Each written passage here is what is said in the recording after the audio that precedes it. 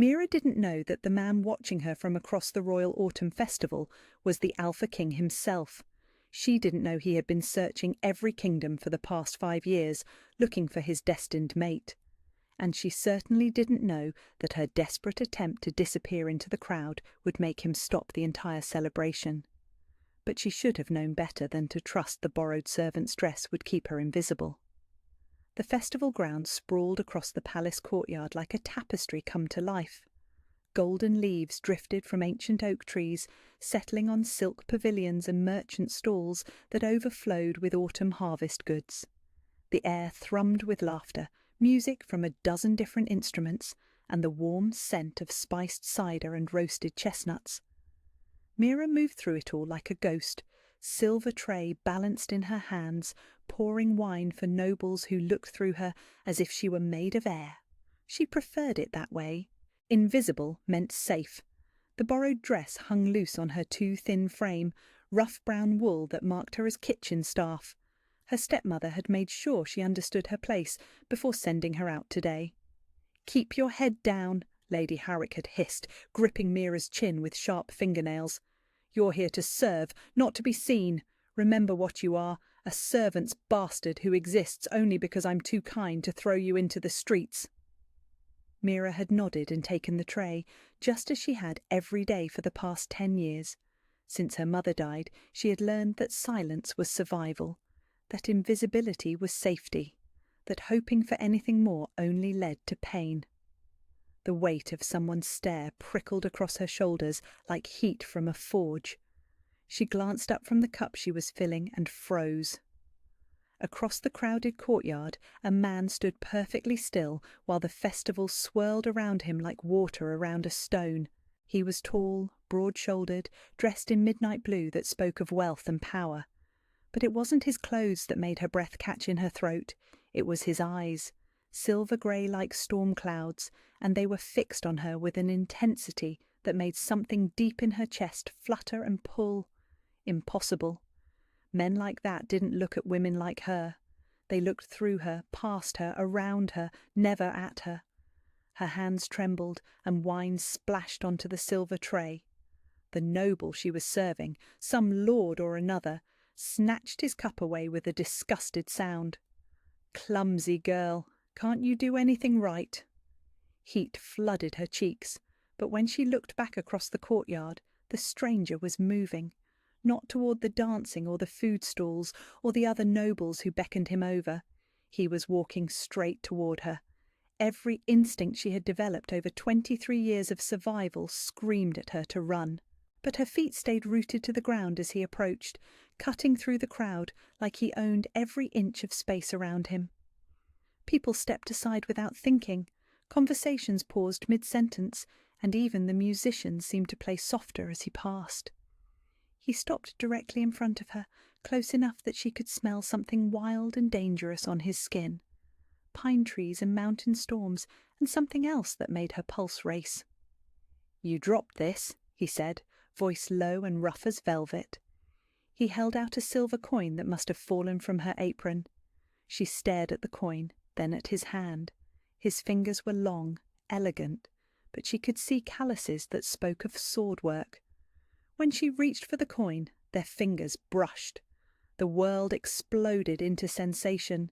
Heat shot up her arm, spreading through her chest like liquid gold. Something in her ribcage pulled tight, as if a golden thread had suddenly connected her heart to his. The festival sounds faded to a distant hum, and all she could hear was the thundering of her own pulse and his sharp intake of breath. His eyes widened slightly, and she saw her own shock reflected there. Whatever had just happened, he felt it too. "What?"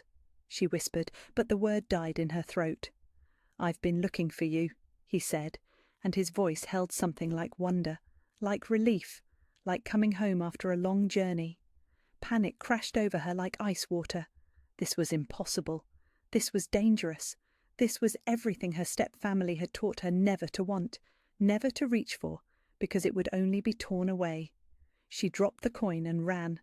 Behind her she heard him call out, but she didn't stop. She pushed through the crowd, past merchants hawking their wares, around groups of laughing nobles, between the fire-eaters and musicians and dancing couples. Her heart hammered against her ribs, and that strange pulling sensation in her chest grew stronger with every step, as if she were stretching a rope to its breaking point. She had to get away, had to hide, had to make herself invisible again before whatever madness had just passed between them could destroy the careful life she had built from scraps and shadows. The festival pressed in around her from all sides, a maze of colour and sound and bodies. She ducked behind a tapestry merchant's stall, pressing her back against the wooden frame as she gasped for breath. The borrowed dress clung to her skin with nervous sweat, and her hands shook as she tried to smooth down her wild hair. Through a gap in the hanging tapestries, she could see him standing where she had left him. He hadn't followed her into the crowd. Instead, he stood perfectly still, his head tilted slightly as if he were listening for something only he could hear. Then he smiled. It was a small, knowing curve of his mouth that made her stomach flip with something that wasn't entirely fear. He knew exactly where she was hiding, and somehow, impossibly, that golden thread in her chest was still there, still pulling, still connecting her to a man whose name she didn't even know. A man who looked at her like she was something precious instead of something broken. A man who was definitely, absolutely, the most dangerous thing that had ever happened to her. Kieran Blackthorne felt the exact moment she disappeared from his awareness, and the severing of that golden connection hit him like a physical blow. The mate bond, which had blazed to life the instant their fingers touched, now stretched thin and painful across the festival grounds. His wolf clawed at his chest, demanding he hunt, demanding he follow, demanding he claim what was his. But she was afraid, terrified. And 23 years of carefully controlled power had taught him that fear required patience, not force. He raised his hand. The music stopped mid-note. Conversations died in the middle of sentences. Even the autumn wind seemed to pause, waiting for his command. 5,000 people stood frozen in the courtyard, as if time itself had bent to his will, because it had. "The celebration is suspended," his voice carried easily across the suddenly silent festival grounds, reaching every corner of the vast courtyard. "Everyone remains exactly where they are." A ripple of shock moved through the crowd, like stones thrown into still water. Nobles exchanged glances of confusion and growing alarm. Merchants clutched their wares, unsure whether to pack up or stay put. Children pressed closer to their parents, sensing the shift in atmosphere even if they didn't understand it. Kieran had ruled the Northern Territories for 15 years. He had stopped wars with a word, brought kingdoms to their knees with a look, commanded armies across battlefields that stretched beyond the horizon. But he had never, not once, used his power to halt his own festival. The Royal Autumn Festival was sacred, a celebration of harvest and peace that had continued unbroken for 3 centuries. For him to stop it meant something was desperately, impossibly important. And she was. The girl with shadows in her dark eyes and panic in her heartbeat. The girl who had looked at him like he might devour her whole, even as the mate bond sang between them with recognition older than kingdoms. His mate, his queen, his everything. Hidden somewhere in this crowd, probably convinced she had imagined the whole thing. "Guards," he called, and his personal guard materialized at his side, like they had been waiting in the shadows.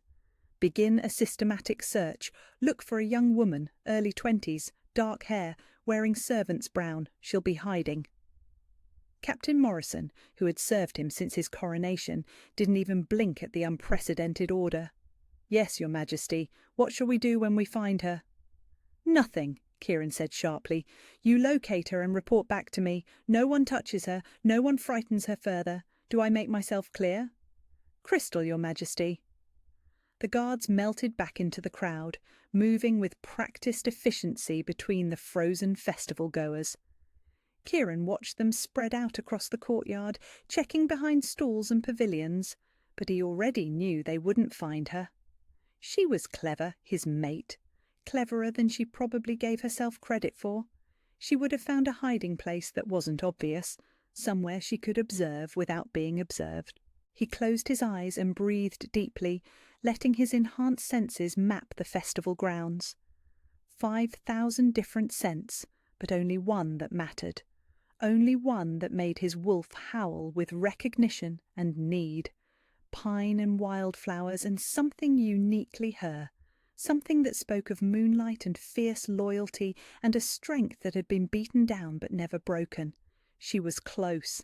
He could feel the mate bond pulling him toward the eastern edge of the courtyard, where the merchant stalls grew thicker and the hiding places more numerous. But he didn't move toward her. Not yet. Instead, he began to walk slowly through the crowd, letting himself be seen. Letting his people witness their king in a way they never had before. Not as the untouchable ruler who commanded from a distance, but as a man who had found something worth stopping the world to protect. "Your Majesty," Lady Cordelia approached with careful steps, her elaborate blue gown rustling in the unnatural quiet. "Forgive me, but the people are confused. Perhaps if you could explain." "I found my mate," he said simply, and watched her eyes widen in shock. The whispers started immediately. Royal mates were the stuff of legend, bonds so rare that most people lived their entire lives without witnessing one. The last confirmed royal mating had been his grandfather's 60 years ago. For it to happen now, at the festival, in front of the entire court. "Your mate?" Lady Cordelia breathed. "But, Your Majesty, there were no eligible ladies presented to you today, unless one of the visiting princesses." "She is not a princess," Kieran said, and his voice carried easily across the silent courtyard. He wanted his mate to hear this, needed her to understand. "She is not nobility. She is not what any of you would expect. But she is mine, and I am hers, and that is the only thing that matters." Another wave of whispers swept through the crowd. Shocked gasps, excited murmurs. The implications of his words were staggering. The Alpha King of the Northern Territories, the most powerful ruler on the continent, had found his destined mate, and she was a commoner. "She's frightened," Kieran continued, his voice gentling. "This is new to her, overwhelming. So we wait. We give her time to understand what she means to me, what she means to all of us." He paused in the centre of the courtyard, surrounded by his frozen kingdom, and spoke directly to the shadows where he knew she was hiding. "I know you can hear me," he said, and his voice dropped to something softer, something meant for her alone, even though 5,000 people listened. "I know this seems impossible. I know you think there's been some mistake, but there hasn't been. I've been looking for you for 5 years. I've travelled to every kingdom, met every eligible woman, attended every ball and festival and gathering, searching. And the moment I saw you, the moment our bond snapped into place, I knew my search was over." The silence stretched longer, deeper. Even the guards had stopped their search to listen. "I mean you no harm," Kieran said, and something in his chest ached with the need to make her believe it. "I would never force you, never frighten you more than I already have. But I will not pretend this bond doesn't exist. I will not walk away and leave you to wonder what happened between us. Come to me willingly, and the festival resumes. Come to me willingly, and I will explain everything." He waited. The entire kingdom waited. Somewhere in the crowd, hidden behind tapestries or market stalls or festival decorations, his mate was making a choice. Trust or flee, hope or despair, him or the shadows that had kept her safe for so long. The bond in his chest pulled tighter, and Kieran smiled slightly. She was still there, still listening, still connected to him by threads of gold and starlight that neither of them could cut. "I can wait," he said quietly, but his enhanced voice carried to every corner of the courtyard. "I've waited 5 years to find you. I can wait as long as you need to find the courage to trust me." The festival remained frozen, his kingdom remained silent, and somewhere in the shadows his queen was deciding whether to step into the light. Mira pressed herself deeper into the shadows behind the tapestry merchant's stall, her heart hammering so loudly she was certain the entire frozen kingdom could hear it. The Alpha King's words echoed in her mind, each one more impossible than the last. Mate. He had called her his mate, but mates were for wolves of noble blood, for alphas and their chosen partners, not for half-blood servants who existed on the scraps of other people's kindness, not for girls whose own step-family reminded them daily that they were nothing more than a burden to be endured. Through a gap in the hanging tapestries, she watched him move through the crowd with predatory grace. He wasn't rushing, wasn't shouting orders, or demanding his guards tear the festival apart to find her. Instead, he walked slowly, deliberately, speaking quietly to the frozen festival-goers who stood like statues in his path. A child had been crying when the music stopped, and Mira watched him kneel down to the little boy's level, his voice too low to hear, but his expression gentle. The child stopped crying immediately, nodding at whatever the Alpha King had said, and when Kieran stood, the boy was actually smiling. It wasn't what she had expected. Powerful men were supposed to be cruel, impatient, demanding.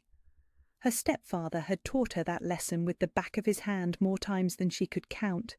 But this man, this king, had stopped his entire kingdom to find her, and now he was taking time to comfort a frightened child. Something in her chest twisted painfully, not the golden pulling of the mate bond, but something deeper. Something that had been locked away for so long she had forgotten it existed. Hope. She pushed it down viciously. Hope was dangerous. Hope led to disappointment, to pain, to the crushing realization that she was foolish to want things that were never meant for her. The memory surfaced without warning, as clear as if it had happened yesterday instead of 13 years ago. Her mother, wasted away by the wasting sickness, gripping Mira's small hand with fingers that felt like bird bones. "Promise me something, little star," her mother had whispered, using the pet name that no one else had ever called her. "Promise me you won't settle for scraps. You weren't born to live in the shadows. When the time comes, when you find where you belong, don't be afraid to step into the light." Mira had promised, because she was 10 years old, and would have promised her dying mother anything. But she had never understood what the words meant, not until now. Now, watching the Alpha King search for her with infinite patience, while his kingdom waited in suspended silence, she wondered if her mother had somehow known. If she had seen something in her daughter's future that Mira had never dared to imagine. "Still nothing, Your Majesty," she heard Captain Morrison report as he approached the Alpha King near the fountain.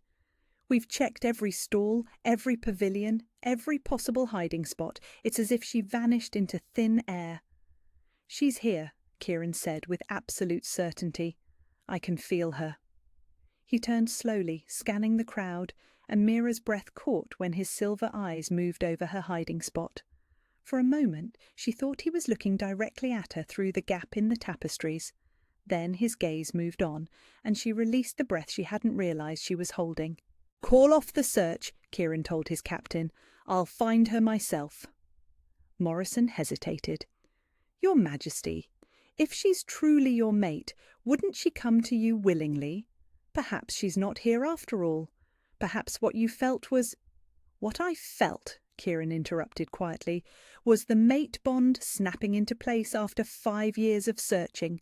What I felt was my soul recognizing its other half. And what I feel now is her fear fighting against everything that's meant to be." He started walking again, this time with more purpose. Not toward her hiding spot, but in a careful grid pattern that would eventually lead him to every corner of the festival grounds. Mira realized with growing panic that he wasn't just searching randomly. He was tracking her. Whether by scent or by the mate bond itself, he would find her eventually. The question was whether she waited here like a cornered rabbit or tried to find a better hiding place. She eased out from behind the tapestries and began moving through the crowd, staying low and keeping to the shadows. The frozen festival-goers provided excellent cover. standing motionless as statues while she slipped between them. Past the baker's tent, with its warm scent of cinnamon and honey, around the fortune-teller's booth with its colourful scarves and crystal orbs, between the weapon displays where swords and daggers gleamed in the afternoon sunlight.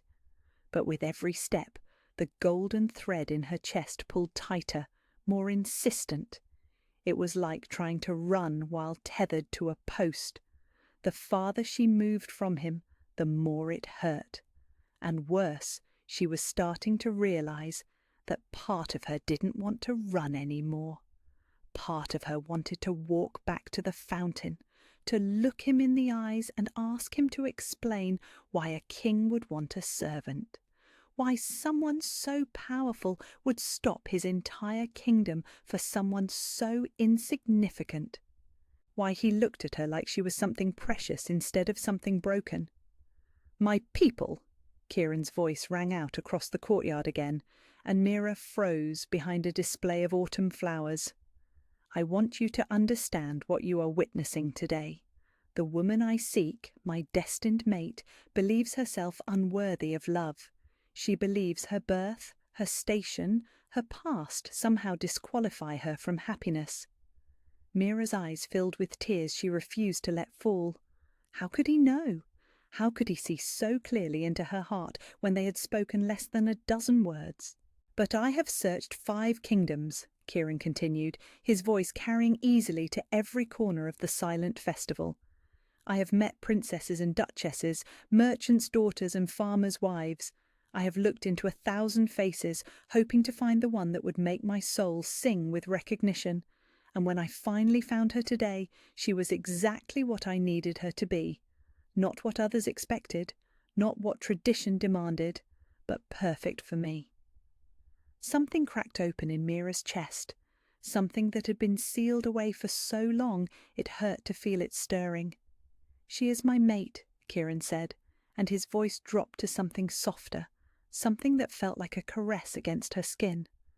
"Which means she is your queen, and I will not have my queen hiding in shadows, believing herself less than the miracle she is." Mira found herself backed against the festival's central fountain, the same place where her desperate flight had begun. The irony wasn't lost on her. She had run in a complete circle, and he had known exactly where to find her, because the mate bond wasn't just pulling her toward him anymore. It was singing, humming with rightness and recognition and the promise of something she had never dared to want. Through the crowd, she could see him approaching, not hunting now, but walking with the confident stride of a man who knew exactly where he was going. He knew where she was hiding, had probably known all along, and somehow, impossibly, that knowledge didn't terrify her anymore. It felt like coming home. Kieran found her pressed against the fountain's marble edge, dark eyes wide with a mixture of terror and something that looked dangerously like hope. She looked smaller than he remembered, more fragile, as if the borrowed servant's dress was the only thing keeping her from disappearing entirely. But she wasn't running any more. That had to count for something. He approached slowly, hands visible at his sides, the same way he would approach a wounded animal. One wrong move, one gesture that could be interpreted as threatening, and she would bolt again. And this time he might not be able to stop her. "I won't hurt you," he said quietly, his voice pitched for her ears alone, despite the 5,000 people watching their every move. Her laugh was sharp, bitter. "Men like you always hurt women like me." The words hit him like a physical blow. Someone had taught her to expect pain from powerful men. Someone had made her believe that strength meant cruelty, that authority meant abuse. The wolf in his chest snarled, demanding to know who had dared to hurt his mate, but Kieran kept his expression calm. "What do you know about men like me?" he asked gently. "I know you take what you want without asking. I know you use people up and throw them away when you're done. I know that girls like me don't matter to men like you, except when we're useful." Her voice shook, but she lifted her chin with a defiance that made something fierce and proud unfurl in his chest. Even terrified, even convinced she was worthless, She had backbone. Steel wrapped in softness. "You're right," he said, and watched her eyes widen in surprise. "Many men with power do exactly what you've described, but I am not them. I am Kieran Blackthorne, Alpha King of the Northern Territories, and I have never taken anything that wasn't freely given. I have never hurt anyone weaker than myself, and I have certainly never thrown away something precious." He took another step closer, close enough now that he could smell the wildflower scent of her hair, could see the golden flecks in her dark eyes. "And you, little one, are the most precious thing I have ever found." She shook her head frantically. "No, you're wrong. You have to be wrong. I'm nobody, a servant, half-blood bastard whose own family barely tolerates her existence. You're a king. This is impossible." "Look at me," Kieran said softly, and when she reluctantly raised her eyes to his, he let her see everything. The 5 years of searching, the loneliness that had eaten at him like a cancer, the desperate hope he had carried into every ballroom, every festival, every gathering where he might finally find her. "I don't care about your blood," he said. "I don't care about your station or your family or whatever lies they've told you about your worth. I care that when I touch you, my soul recognizes its other half. I care that you are brave enough to run from a king when you think you're in danger. I care that you've survived whatever cruelty made you so afraid, and you're still standing here, still fighting." He reached out slowly, giving her time to pull away, and cupped her face in his hands. Her skin was soft, warm, and he felt the exact moment the mate bond flared to life between them. "Do you feel that?" he whispered. "That golden thread connecting us? That pull that makes you want to step closer, even though everything else tells you to run? That's not politics or convenience or royal duty. That's fate. That's destiny recognizing itself." Tears spilled over her cheeks, and she leaned into his touch despite herself. "It hurts," she whispered. "When you're far away, it hurts." "I know." His thumbs swept away her tears with infinite gentleness. "I feel it too. It's the bond trying to settle, trying to complete itself. It will stop hurting when we stop fighting it." "But I can't." Her voice broke on the words. "I can't be what you need. I don't know how to be a queen. I don't know how to be anything but invisible." "Then I'll teach you," Kieran said simply. "We'll learn together. You think I was born knowing how to be a king. I was a second son, remember? I never expected to rule. But when my brother died and the crown fell to me, I learned, just like you'll learn that you were born for more than shadows." She stared at him for a long moment, and he could practically see the war raging behind her eyes. Fear against hope. Survival instincts against the mate bond's insistent pull. "I've searched 5 kingdoms for you," he continued, his voice dropping to something meant for her alone. "I've spent 5 years knowing that somewhere out there was the other half of my soul, and I couldn't find her. Do you know what that kind of loneliness does to a man? It hollows you out, makes you wonder if you're broken somehow, if you're destined to rule alone until the day you die." His hand slid down to frame her shoulders, and she didn't pull away. "Then I saw you today, and everything made sense. Not a princess groomed for royalty, not a duchess with political connections. You, a girl who looks at me like I'm dangerous and runs when I get too close and doesn't know her own worth, perfect for me in ways I couldn't have imagined." "The people will never accept me," she whispered, but he could hear the hope creeping into her voice. "The people will love you," he said, with absolute certainty. "Because I love you. Because you are my choice, my mate, my queen, and anyone who has a problem with that answers to me." A ripple of sound moved through the crowd as his words carried across the silent courtyard.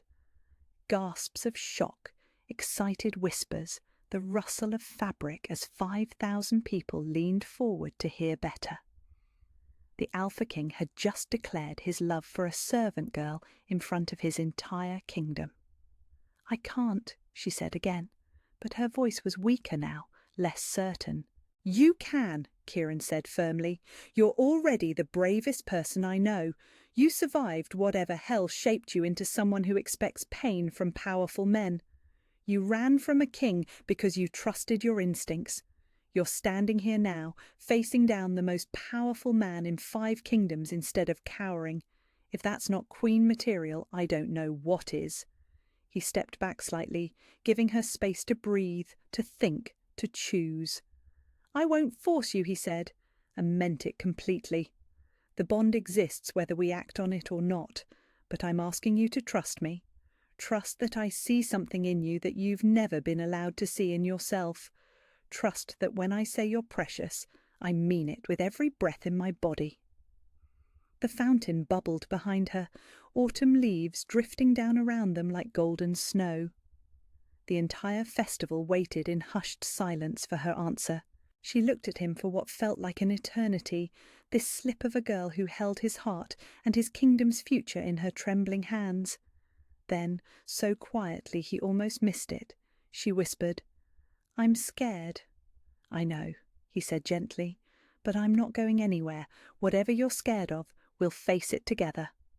She took a shaky breath, and he saw the exact moment she made her choice, the moment fear lost its hold over her and hope finally won. "Okay," she whispered. "Okay."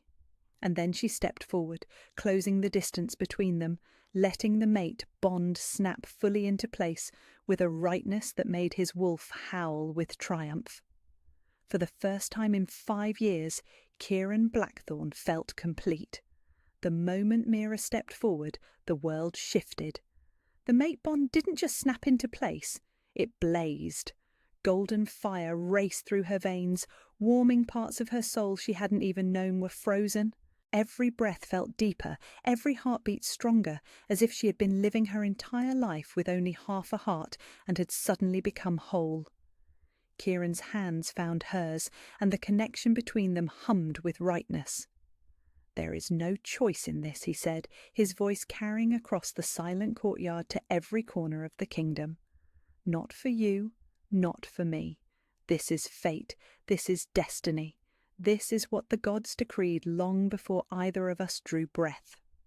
He turned toward the crowd, keeping one hand firmly linked with hers, and his voice rang out with the absolute authority of a king. "Behold your future queen." The words hit Mira like a physical force. Queen, her.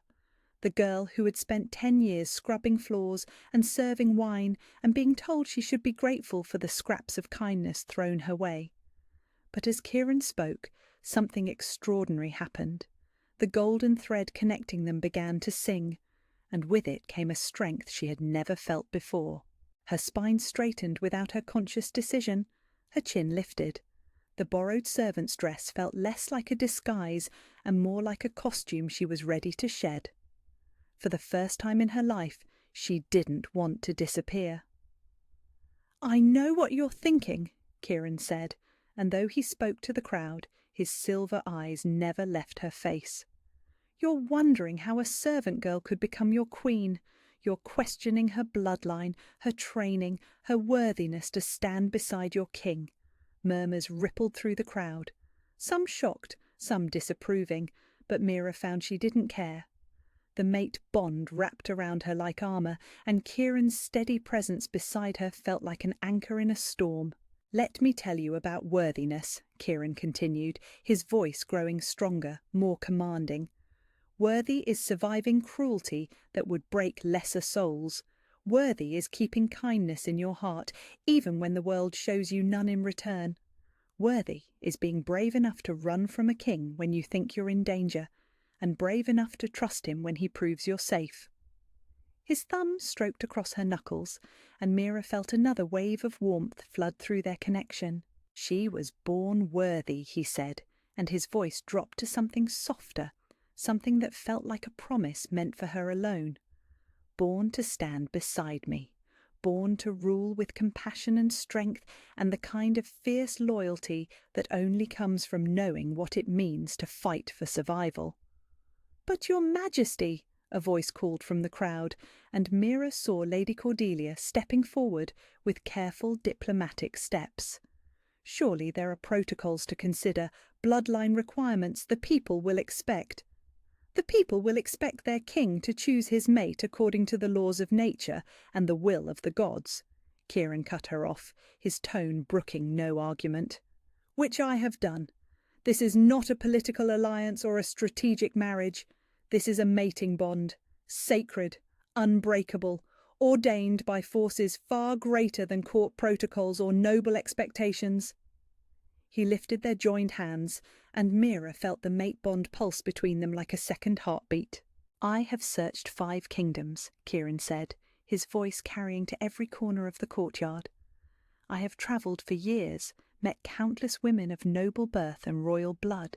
I have attended every ball, every festival, every gathering where eligible ladies might be presented, and through it all my wolf was silent, my soul was empty, because she wasn't there. His silver eyes found Mira's again, and she saw years of loneliness reflected there, years of searching, of hoping, of wondering if he was destined to rule alone. But today, he continued, in this place, wearing a borrowed dress and serving wine to nobles who looked through her like she was invisible, I found the other half of my soul. Not where anyone expected, not in a form anyone would have predicted, but perfect for me in ways I couldn't have imagined. The crowd was silent now, hanging on his every word. Mira could see some faces softening with understanding, others still creased with concern or confusion. But it didn't matter. Nothing mattered except the man beside her and the golden thread that bound them together. "She is my mate," Kieran said, and his voice rang with absolute finality, "which means she is your queen, and I will not have my queen questioning her worth or believing herself less than the miracle she is." He turned to face her fully then, cupping her face in his free hand while their other hands remained linked. "You asked me what would happen if the people don't accept you," he said quietly. "But you're asking the wrong question. The question isn't whether they'll accept you. The question is whether you'll accept yourself, whether you'll stop hiding in shadows and step into the light you were always meant to stand in." Tears spilled down her cheeks, but these weren't the desperate, frightened tears from before. These were tears of something she had never dared to feel: recognition, belonging, worth. "I don't know how," she whispered. "Then we'll learn together," Kieran said, echoing his earlier promise. "One day at a time, one breath at a time, but no more hiding, no more believing you're less than precious." He leaned down and pressed his forehead against hers, and in that moment the mate bond between them settled into something warm and steady and unshakable. "Say it," he whispered, his voice meant for her alone. "Say you're mine and I'm yours. Say you accept this bond, this destiny, this love that's bigger than both of us." Mira looked into his silver eyes and saw her future reflected there. Not as a servant or a half-blood or a burden to be endured, but as a queen, as his mate, as someone chosen and cherished and loved beyond measure. "I'm yours," she whispered, and felt the words resonate through the bond like struck bells. "And you're mine." "And you're mine," he repeated, his voice rough with emotion. "Forever." Then he kissed her. It was gentle, reverent, the kiss of a man claiming his mate in front of his entire kingdom. But it was also fierce with promise, hot with the kind of desire that made her knees weak and her heart race. When they broke apart, the crowd erupted, cheers, applause, the sound of 5,000 people celebrating their king's happiness. But underneath it all, Mira heard something that made her blood run cold, a familiar laugh, sharp, cruel, delighted by chaos. She turned, and there in the crowd, pushing through the celebrating nobles like a snake through grass, was her step-family.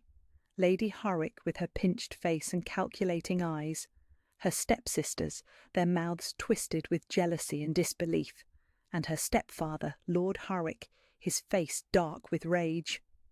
"Well, well," Lady Harwick called out, her voice carrying clearly over the noise. "Looks like the little bastard finally found someone desperate enough to take her." The celebration died as quickly as it had begun. The crowd turned to stare at the woman who dared to insult their future queen within earshot of their king. Kieran's arm came around Mira's waist, pulling her closer, and she felt his power coil around them like a living thing. When he spoke, his voice was soft, deadly. "I'm sorry, I don't believe we've been introduced. You are?" "Lady Harwick," the woman said with a curtsy that managed to be both proper and mocking. "Mira's stepmother, the woman who took in this half-blood bastard out of the goodness of her heart when her whore mother died." Mira flinched at the words, but Kieran's presence beside her kept her steady. The mate bond hummed with his barely leashed fury. "How kind of you," Kieran said, his tone conversational. Pleasant, even. "Tell me, Lady Harwick, how exactly did you show this kindness to my mate? I'm very interested to hear about the care you provided to my future queen." Something in his voice must have warned her, because Lady Harwick's confident sneer faltered slightly, but she was too stupid or too greedy to back down. "We fed her, clothed her, gave her work to keep her busy, more than she deserved, considering what she is." "And what is she?" Kieran asked softly. "A servant's bastard with bad blood who should be grateful for any scraps thrown her way." The temperature around them seemed to drop 10 degrees. Kieran's power pressed against the crowd like a physical weight, and Mira felt his wolf stirring beneath the surface. "I see," he said, still in that terrifyingly pleasant tone. "And you felt justified in treating your king's mate like a servant because of her parentage?" For the first time, Lady Harwick seemed to realise she might have miscalculated. "Your Majesty, we didn't know—" "No," Kieran cut her off. "You didn't know she was my mate, but you knew she was defenceless. You knew she had no one to protect her. You knew she was just a child when she came into your care, and you chose cruelty anyway." He stepped forward, and Lady Harwick actually stumbled backward. "Let me make something very clear," Kieran said, his voice carrying to every corner of the silent courtyard. "Anyone who has wronged my mate answers to me now. Anyone who showed her cruelty, who made her believe she was worthless, who treated her as less than precious, will face the consequences of their choices." He smiled, and it was the smile of a predator who had found his prey. "You are no longer welcome in my kingdom. Pack your belongings and be gone by sunset. If I ever see you again, if you ever come within 100 miles of my mate, I will forget that I am a civilized king and remember only that I am a wolf protecting what is mine." The crowd watched in stunned silence as the most powerful man in 5 kingdoms banished Mira's step-family for their cruelty to a servant girl. Lady Harwick opened her mouth as if to protest, but Lord Harwick grabbed her arm. "We're leaving," he said quickly, apparently smarter than his wife. "Right now." They melted back into the crowd, and Mira watched them go with something like wonder. For the first time in 10 years, she was free of them, free of their cruelty, their constant reminders of her worthlessness, their daily grind of making her feel small and unwanted. "Are you all right?" Kieran asked softly, turning her to face him again. Mira looked up at him. This man who had stopped his kingdom to find her, who had claimed her in front of thousands, who had just banished her to mentors without a second thought.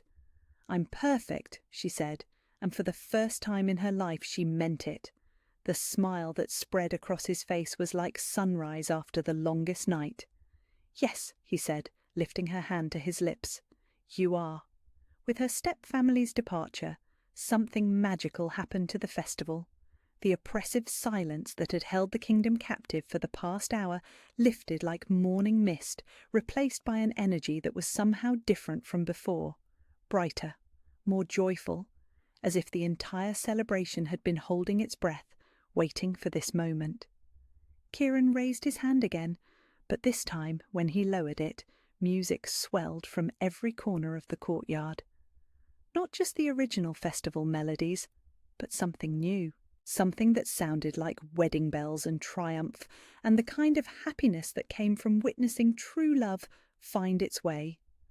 The crowd erupted in celebration, but now it wasn't just the resumption of their festival. It was a celebration of their king's joy, their future queen's courage, and the kind of love story that would be told in songs for generations. "Shall we?" Kieran asked, offering Mira his arm with the same formality he might show a visiting princess. But she wasn't a princess anymore. She was something far more precious. She was his queen. Mira took his arm, and together they began to walk through the crowd. It was the same festival she had served wine in just hours ago, but everything had changed. The people who had looked through her now bowed as she passed. Children threw flower petals in her path. Merchants offered their finest goods as gifts for their new queen. "This is overwhelming," she murmured, leaning closer to Kieran as they moved past a group of nobles who were trying to catch her attention. "It will get easier," he promised, "and I'll be beside you for every step of it." They paused at the central pavilion where the royal musicians played, and Kieran turned to face the crowd. "Tonight," he announced, his voice carrying easily across the courtyard, "we celebrate not just the harvest, but the finding of my mate, your queen. Let the music play until dawn, let the wine flow freely, and let every person here know that they have witnessed the beginning of a new chapter for our kingdom." The cheer that went up was deafening, but Kieran wasn't finished. "But first," he said, his voice dropping to something more intimate, "I would like to dance with my queen." He led her onto the raised platform where the musicians played, and as the melody shifted to something slow and romantic, he took her in his arms. Mira had never danced with anyone before, but with Kieran's hands guiding her, she felt like she was floating. The mate bond hummed between them, making every step feel natural, every turn feel like poetry. "I can't believe this is real," she whispered as they moved together. "This morning I was nobody. Tonight I'm dancing with the Alpha King in front of his entire kingdom." "You were never nobody," Kieran said firmly. "You were always meant to be here, always meant to be mine. The rest of the world just needed time to catch up to what fate already knew." As they danced, Mira became aware of the crowd watching them. But instead of the cruel judgment she had expected, she saw something else in their faces. Wonder, joy, hope. They weren't looking at her like she was an imposter wearing a crown that didn't belong to her. They were looking at her like she was their queen. The realization hit her like a physical blow. For the first time in her life, she belonged somewhere. Not as a burden to be tolerated or a servant to be used, but as someone precious, someone chosen, someone loved. "I've never felt safe before," she said quietly, the words slipping out before she could stop them. Kieran's arms tightened around her, and when she looked up into his silver eyes, she saw something fierce and protective there. "You'll never be unsafe again," he said, and it wasn't just a promise, it was a vow. "I swear it on my crown, on my kingdom, on the mate bond that connects us. No one will ever hurt you again."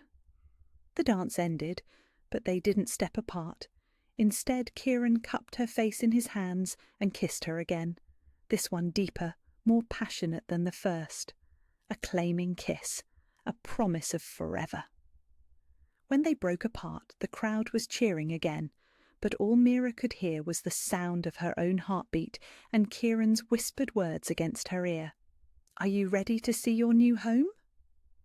The weeks that followed were like living in a dream. Kieran kept his promise to take things slowly, to give her time to adjust to the overwhelming reality of being queen. But every day brought new wonders, new moments of joy that she had never imagined possible. Mornings began with breakfast in the royal gardens, just the two of them sharing quiet conversation as the sun rose over the kingdom. Kieran would tell her about the kingdom's history, its people, its traditions, while she slowly learned to stop flinching when servants approached to refill her tea. Afternoons were spent learning the duties of a queen. Not the formal protocols and court etiquette that everyone expected her to master, but the real work of leadership. Visiting the villages, listening to people's concerns, understanding the needs of the kingdom she would help rule. It turned out that her years of invisibility had taught her to observe, to listen, to understand people in ways that traditional royal education never could. She saw things that others missed, heard concerns that were whispered rather than spoken aloud. "You're going to be an extraordinary queen," Kieran told her one evening as they walked through the castle corridors. "You see people, really see them. That's rarer than you know among those born to power." "I see them because I was one of them," Mira replied. "I know what it feels like to be invisible, to have your words dismissed, to wonder if anyone cares whether you exist. And now you'll make sure no one in our kingdom feels that way again." But it wasn't all official duties and royal responsibilities. There were quiet moments too, evenings spent reading together in front of the fire, walks through the castle gardens where Kieran showed her every hidden path and secret corner, lazy mornings when they stayed in bed talking until the sun was high in the sky. The mate bond grew stronger every day, settling into something warm and constant and unshakable. The golden thread that connected them no longer pulled or ached. Instead, it hummed with contentment, with rightness, with the deep satisfaction of two souls that had finally found their home. 3 months after the festival, Kieran found her in the library, curled up in the window seat with a book about the kingdom's agricultural policies. She looked up when he entered, and the smile that spread across her face was like sunrise. "I have something for you," he said, producing a small velvet box from his pocket. Inside was a ring unlike anything she had ever seen. Not a massive diamond or ostentatious display of wealth, but something delicate and beautiful. A band of white gold set with a stone that seemed to capture sunlight and hold it. "It's beautiful," she breathed. "It belonged to my grandmother," Kieran said, as he slipped it onto her finger. "She told me once that it would know the right hand when it found one. I think she was right." The ring fit perfectly, as if it had been made for her. "Mira," Kieran said, dropping to one knee beside the window seat. "I know we're already mated. I know the bond between us is unbreakable, that you're already my queen in every way that matters. But I want to ask you anyway, because you deserve to be asked, because you deserve to choose." Her heart stopped. "Will you marry me?" he said simply. "Will you stand beside me, not just as my destined mate, but as my chosen partner? Will you help me rule this kingdom with wisdom and compassion and the kind of love that changes everything?" Tears spilled down her cheeks, but these were happy tears, the happiest tears of her life. "Yes," she whispered. "Yes, yes, 1,000 times yes." He slipped the ring onto her finger and stood to kiss her, and in that moment Mira understood what her mother had meant all those years ago. This was what it meant to step into the light. This was what it meant to stop settling for scraps and claim the feast that had been waiting for her all along. A year later, Mira stood in the same courtyard where the Royal Autumn Festival had changed her life forever. But now she wore a crown instead of a servant's dress, and the people gathered weren't frozen in silence, but celebrating with joy that filled every corner of the kingdom. The festival had become something new under her influence. Still a celebration of harvest and plenty, but also a celebration of second chances, of finding where you belonged, of love that saw past station and blood and all the things that the world said mattered, straight to the heart of what actually did. Children who had never had enough to eat were fed. Families who had lost their homes were given shelter. Young people who had been written off as worthless were given chances to prove their worth, just like she had been. "Happy?" Kieran asked, appearing at her side as she watched their people dance and laugh and celebrate. "Impossibly," she said, leaning into his warmth. "I keep thinking I'm going to wake up and discover this was all a dream." "If it is a dream," Kieran said, wrapping his arms around her, "then I'm having the same one, and I never want to wake up." Mira laughed, turning in his arms to kiss him properly. Around them, the festival swirled with music and light, and the kind of joy that came from watching true love triumph over every obstacle. She was no longer the girl who hid in shadows, who believed herself worthless, who expected cruelty from those more powerful than her. She was Queen Mira Blackthorn, beloved by her people, cherished by her mate, and finally comfortable standing in the light. "Your Majesty?" a small voice said, and they looked down to see a little girl tugging on Mira's dress. She was thin, dressed in clothes that had seen better days, with the kind of wide, cautious eyes that Mira recognized all too well. Mira knelt down to the child's level, just as she had seen Kieran do that first day. "Hello, little one. What's your name?" "Sarah," the girl whispered. "My mama said you used to be like me, before you were queen." "I did," Mira said gently. "I was a servant too. I felt invisible, like no one saw me or cared about me." "But you're not invisible now," Sarah said with the kind of logic that only children possessed. "No," Mira agreed. "I'm not invisible now, and neither are you. I see you, Sarah. You matter. You're important. And someday when you're ready, you're going to step into your own light and shine so brightly that everyone will see how special you were all along." The little girl smiled and scampered back to her mother, but her words stayed with Mira as the festival continued around them. She wasn't invisible anymore. She never would be again. And neither would anyone else in her kingdom if she had anything to say about it. Where are you listening from tonight? I'd love to hear your thoughts about Mira and Kieran's story and whether you've ever felt invisible like Mira did.